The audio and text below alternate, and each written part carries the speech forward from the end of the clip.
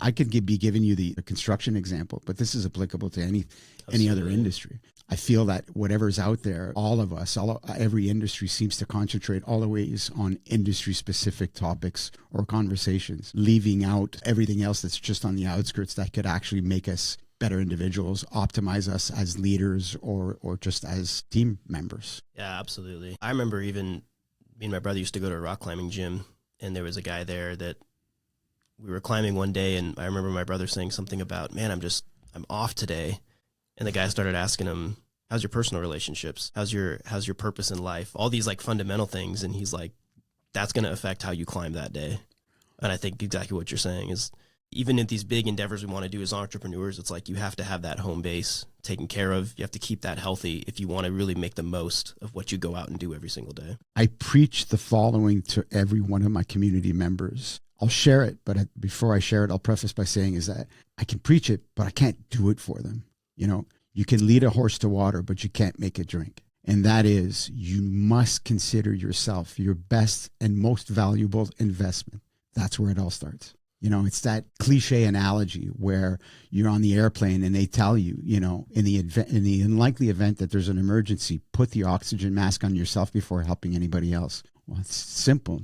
I mean, it's rudimentary as to the reason why. You need to ensure that, you know, if you are the type that you're able to help others, you need to help yourself, because if you got that power, you can't gamble it to use up that energy to help others, because you'll fizzle out a lot quicker, right? What do you think is the most common issue, anchor that you see holding people back from that, from being able to focus on themselves and take care of themselves first? I'll just share the first one that comes to mind. In North America, so I'm going to point the finger to Canada and the US. We live and work on this big treadmill. We get on that treadmill and it's set at a fast pace and you can't get off, right? And at least we think we can't get off, but we must take breaks. We must look after each other. We must take time to spend with family, spend in solitude. There's also that limiting belief that we can't spend time in solitude, in our own thought, in nature, surrounded by, you know, God's wonderful creations. Yeah. A source of energy and of inspiration. So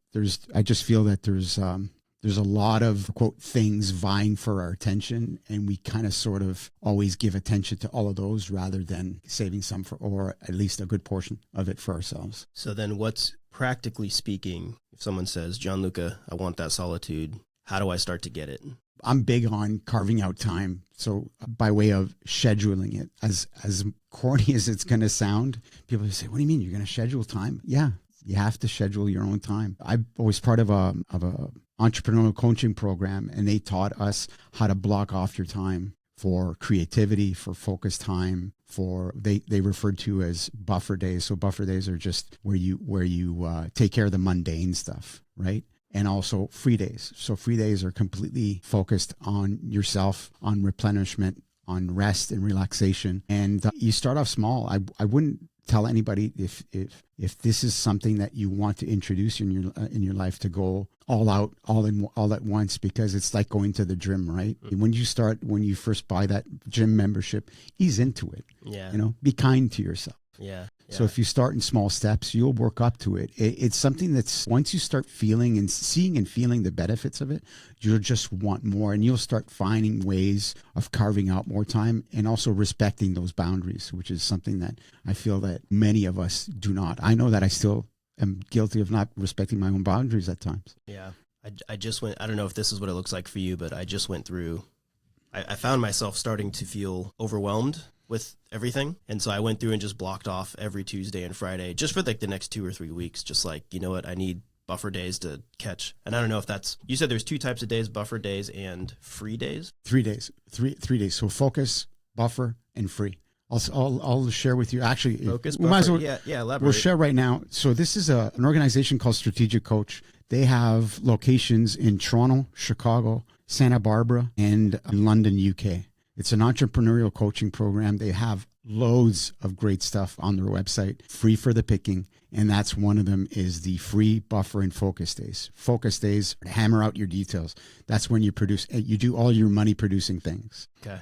Buffer is whatever needs to it to be done in order to push focus or even some of the mundane stuff. And then free days is exactly that. The days that are carved out for you in order to rest, relax, refocus, recalibrate.